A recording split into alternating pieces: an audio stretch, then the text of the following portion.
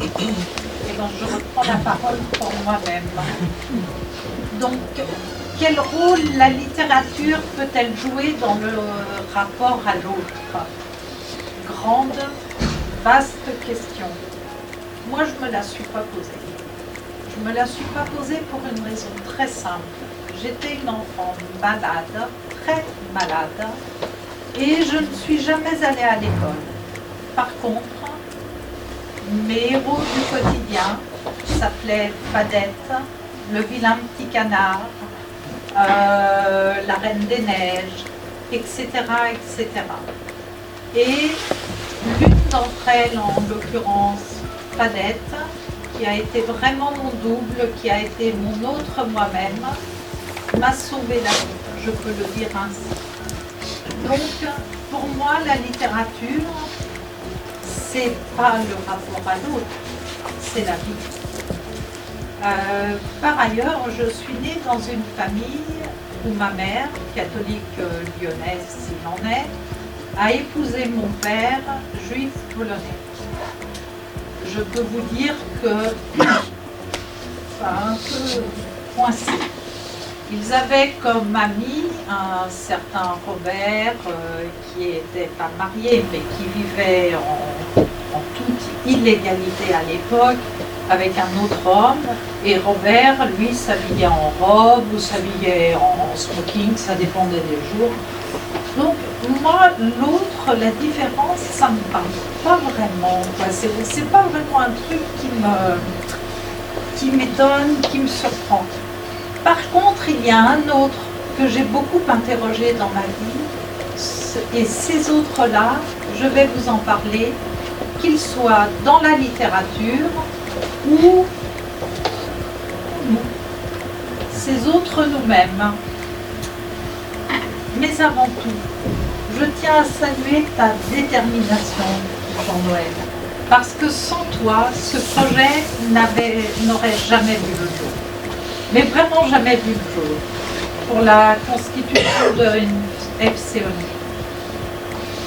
Construction d'abord, inauguration ce soir, conférence inaugurale, avec le tour d'horizon d'un thème aussi vaste que précis, identité, altérité, interculturalité. Alors, pour ouvrir et nourrir le débat à venir, je vais m'appuyer sur les œuvres de Gérard Netter, qu'il s'agisse de L'étrange affaire de Tiburce Petitpas, le témoignage d'une petite fille rwandaise, de l'exode à l'exil, et Derrière les rideaux rouges, pour tenter de circonscrire très partiellement le thème de cette conférence. Je puiserai aussi en ma propre expérience. Les origines, je vous les ai données. Et mon cursus, je suis une spécialiste de littérature enfantine du XIXe siècle, et plus particulièrement des contes pour enfants de Marceline Desbordes-Valls. Identité, altérité et interculturalité, ou autrement dit, et selon la célèbre formule de Rimbaud dans ses Lettres du voyant, et en particulier celle adressée à Paul de Ménil le 15 mai 1871, car je est un autre. Car je est un autre, je cite un mot. Si le cuivre s'éveille clairon, il n'y a rien de ça. Cela m'est évident. J'assiste à l'éclosion de ma pensée. Je la regarde, je l'écoute, je lance un coup d'archet. La symphonie fait son roulement dans les profondeurs ou vient d'un bond sur la scène. J'assiste à l'éclosion de ma pensée. Je la regarde, je l'écoute, écrit Rimbaud. Et voilà ce qu'il me semble voir apparaître au sein de vos ouvrages. L'éclosion d'une pensée vivante, propre à chacun d'entre nous selon sa naissance, son parcours, ses rencontres, ses atermoiements aussi, et la liste est non exhaustive.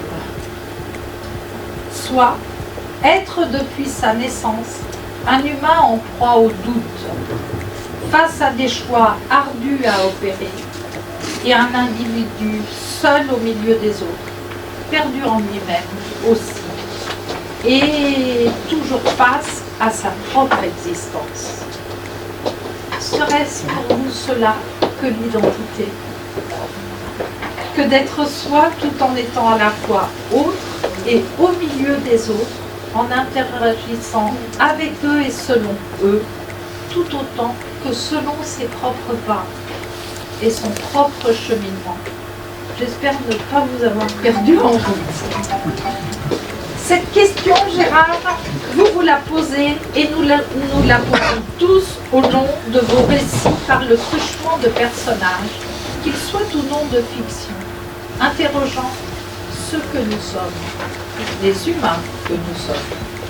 Oui, leurs vies de papier font que peu à peu, en les connaissant mieux, nous questionnons nos existences, nos manières de voir et de percevoir le monde. Vous composez un univers bordé d'absurde, empli d'onirique réalité. Car le rêve, ce vecteur symbolique de l'inconscient et de la mémoire humaine dont le sens échappe souvent, le rêve qui au cours du sommeil paradoxal marque l'esprit, lui, ce vecteur-là, dont au réveil, on cherche à comprendre et à en décrypter le sens. C'est ce sens, cette maturation recréée par le conscient qui a comme objectif de stimuler l'imaginaire. C'est cela qu'on appelle lire. Notre imaginaire pour ouvrir des portes inimaginées jusqu'alors et ainsi nous offrir en donnant à nos personnages des possibilités insoupçonnées par nous lecteurs. Insoupçonnées car de prime abord, on voit l'apparence de vie a priori banale. Pour mieux en laisser surgir l'inconnu, effrayant, déroutant, inattendu, voire le non désiré. Dérive sociétale et quête d'avenir derrière les rideaux rouges, quête d'identité, quête de soi dans l'étrange affaire qui burde ce petit pas, et quête obligatoire d'un ailleurs dans témoignage d'une petite fille rwandaise. Et au fil des pages, la tragédie des personnages se déroule en direct sous nos yeux. Et il nous est impossible, à nous lecteurs, de détourner le regard. Ça, c'est gênant, parce que dans la rue, on peut détourner notre regard. On peut faire un pas de côté. Dans un bouquin qui nous intéresse, c'est compliqué. Alors on se contente de tourner les pages pour savoir ce qu'il advient du héros. Et à chaque ligne, le drame est imminent. On le sait, on le sent. Et étonnamment, je sens tout le temps l'inverse, l'exact opposé. Vos écrits sont déroutants, troublants et en interne, je dirais, extrêmement vivants. Car la vie, cette aléatoire réalité pousse à sortir des sentiers battus, à se perdre, pour partir à la rencontre des autres, qu'ils soient autres nous-mêmes ou autres personnes, pour encore et toujours mieux tenter de se connaître. Autres lieux, autres humains, autre part de soi. Altérité, interculturalité. C'est aussi et surtout ce cheminement initiatique que vous soulignez. Cheminement opéré dans le ventre maternel et plus encore dès notre naissance. Et nous avons tous une telle propension à oublier ce léger détail. Et c'est à ce voyage intime que vous nous poussez. Voyage aussi décrit dans les contes, qu'ils soient initiatiques, fantastiques ou moraux. Car dans le conte sont peintes aussi nos humaines interrogations de l'Ecclésiaste à nouveau. Soit, qui suis-je et où vais-je? Oui, chez vous, j'ai envie de dire, le lecteur entre de plein pied dans le conte, alors que vous écoutez. Mais vous en retravaillez le genre littéraire, en utilisez les codes et la puissance évocatrice pour détourner ces éléments constitutifs de nos cultures, de nos sociétés. Et ah oui, vous vous abusez, me semble-t-il, de tout registre narratif propre au conte pour matiner vos textes d'humour. D'humour et de mystère. Par ces subterfuges, vous brossez dès lors avec bienveillance les travers humains, nos travers, pour pointer combien l'acquisition d'un savoir sociétal et personnel est essentielle à la vie. Mircea Eliade, dans Mythes, Rêves et Mystères, résume cela. Avant tout, comprenons ceci. L'homme des sociétés archaïques s'est efforcé de vaincre la mort en lui accordant une telle importance. En fin de compte, il en oubliait de vivre. À nier les autres, à nier nos vies, nous en oublions souvent de vivre. Mais quand la mort a cessé de paraître un arrêt et qu'elle est devenue un rite de passage, car en d'autres termes, pour les primitifs, on meurt toujours à quelque chose qui n'était pas essentiel, les hommes archaïques se sont mis enfin à vivre. On meurt ainsi, à soi, pour mieux renaître. À la lecture de vos romans, spontanément, instinctivement, tout cela se réactive et sont réactivées aussi nos émotions enfantines planquées dans les limbes de notre cerveau, ceux qui parfois en mourir de peur pour mieux renaître à la vie. Nos vies, par vous comptées.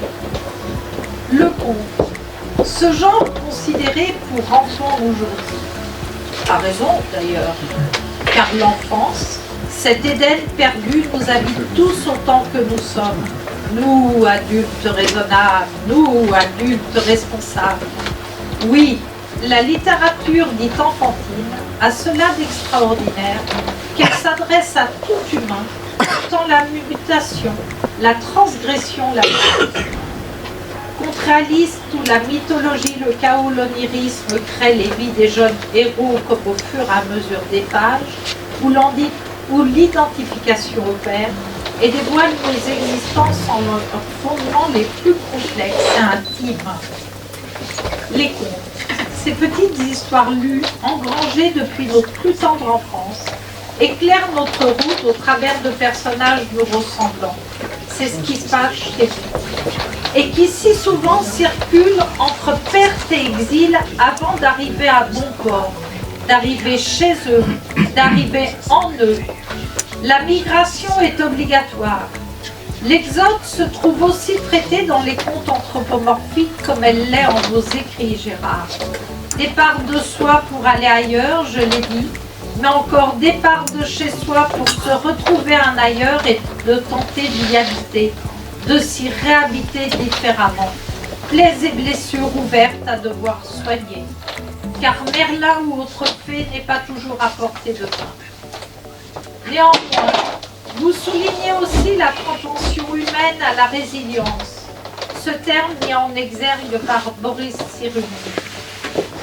Et cette connaissance de la psyché humaine, jointe à la réappropriation de sa vie par le biais du roman, des mythes, des légendes, font que dans vos livres et dans les albums pour enfants, de la même manière, les silences font partir de l'histoire des textes. Ils dévoilent à nous lecteurs le sens implicite de l'histoire, de l'imaginaire collectif ou individuel. Silence labyrinthique et profond comme le fonctionnement de notre cerveau. Et peut-être par votre formation, je ne sais. Toutefois, là encore, comment d'autres arts, tels que, si j'en crois votre parcours, vous connaîtrez la peinture, la poésie, la musique. Oui, vous nous permettez ces recréations transcendantales par vos livres. De fermer les yeux en écoutant la petite musique de vos phrases, pour que chacun d'entre nous recrée son univers à partir de données écrites par vous, ou l'imaginaire, notre imaginaire au travail. Pour Castoriadis, l'imaginaire est une composante essentielle de la société à laquelle la littérature enfantine contribue grandement. Je rajouterai, pas que la littérature enfantine, la littérature. À l'origine de sa réflexion, l'interrogation suivante vient. Comment se fait-il qu'il y ait une telle incohérence entre, d'un côté, l'ordre social, les règles, les représentations sociales, les religions, etc., et de l'autre, les motivations et les conduites aberrantes des individus? On peut se poser la question. Et pour lui, la clé de cette énigme se trouve dans la force de l'imaginaire due au jeu et à la littérature. La société s'érige par la création d'imaginaires sociaux qui relient les hommes entre eux et donnent du sens à leur action. Edgar Morin, lui, met au jour les mécanismes sociétaux néfastes qu'il décrit comme des pendants inversés des vilaines sorcières des contes pour enfants. Inversés, car le personnage de la sorcière aide l'enfant à se constituer. Alors, l'imagination ou l'éducation, littérature ou littérature pour enfants, littérature enfantine ou littérature de jeunesse, comment définir cela qu'on appelle littérature? Peut-être interculturalité, altérité, identité, bref, la littérature tout court, dont la vôtre, Gérard Netter, fait entièrement partie. Une littérature qualifiée à juste titre d'incertaines frontières par Isabelle Mier-Chevrel. Une littérature qui porte en elle la construction et les ambivalences sociétales, snob parfois, violente, subtile, drôle, intéressante, riche, pauvre, complexe, tendre, sexiste. Bref, la littérature pour enfants ou non, et tout cela à la fois. Altérité, interculturalité, identité. Et c'est surtout un art complet avant tout. Frontières sociétales, frontières intimes, frontières géopolitiques, géographiques. Et que oui, en votre œuvre, Gérard, toutes ces frontières sont bien incertaines. Car au moment où l'on referme vos ouvrages, la tête à l'envers, les questions fusent. Et s'opère là le plus important pour un lecteur, ce qu'on appelle l'effet cathartique. Les barrières s'estompent, les difficultés reculent, la vie reprend ses airs. Identité, altérité, interculturalité.